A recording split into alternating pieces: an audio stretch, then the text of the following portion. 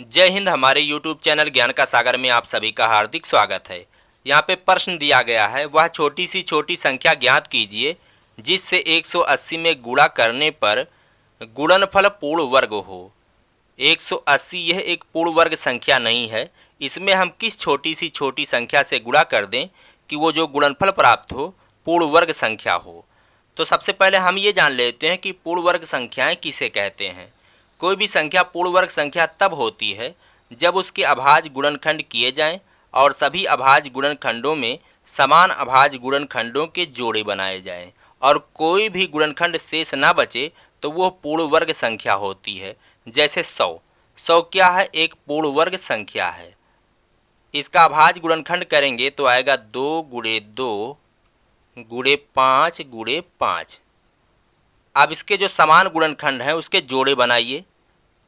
इसका जोड़ा बन जाएगा और इसका भी जोड़ा बन जाएगा, कोई भी गुणनखंड शेष नहीं बचेगा। तो इस तरह से 100 क्या है? एक पूर्ण वर्ग संख्या है। और यहाँ पे यह भी जान ले यह कौन सी संख्या के वर्ग करने से प्राप्त हुआ है।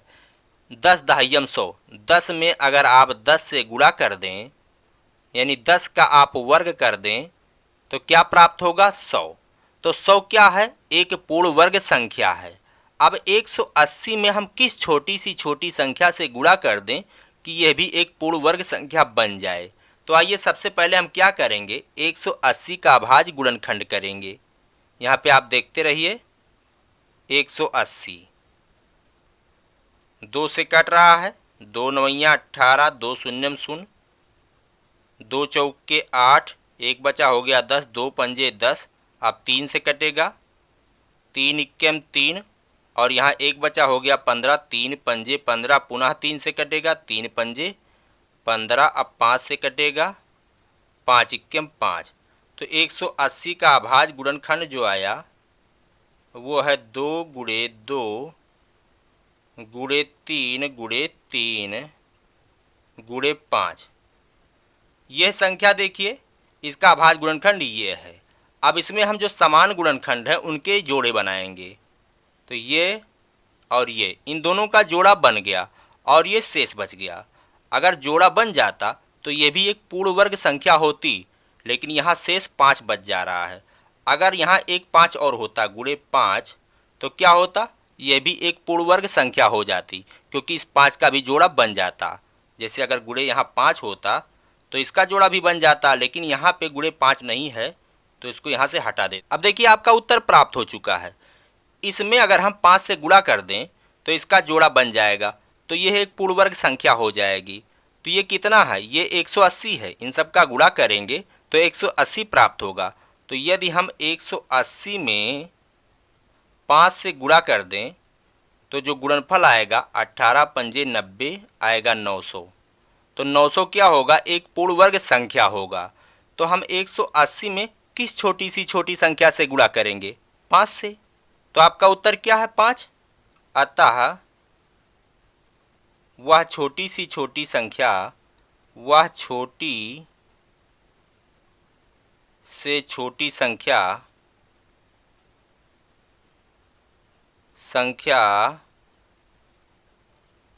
5 है, जिससे 180 में गुणा करने पर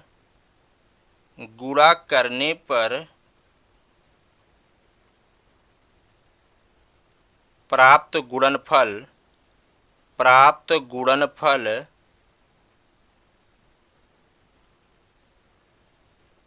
कितना है? 900 पूर्ण वर्ग संख्या है। तो आपका उत्तर क्या आया है? 5। वह छोटी सी छोटी संख्या ज्ञात कीजिए जिससे 180 में गुणा करने पर गुणनफल पूर्ण वर्ग हो। तो वह छोटी सी छोटी संख्या 5 है। आप उत्तर में लिख देंगे, सिर्फ ये लिख दें कि वह छोटी सी छोटी संख्या 5 है, तो भी आपका काम चल जाएगा। लेकिन हमने यहाँ पे इतना बड़ा लिख दिया है ताकि आप अच्छे से समझ जाएं। तो मैं उम्मीद करता हूँ कि दोस्तों आप समझ गए होंगे। हम मिलेंगे आपसे अगले वीडियो में। कहते हैं जय हिंद, जय भारत।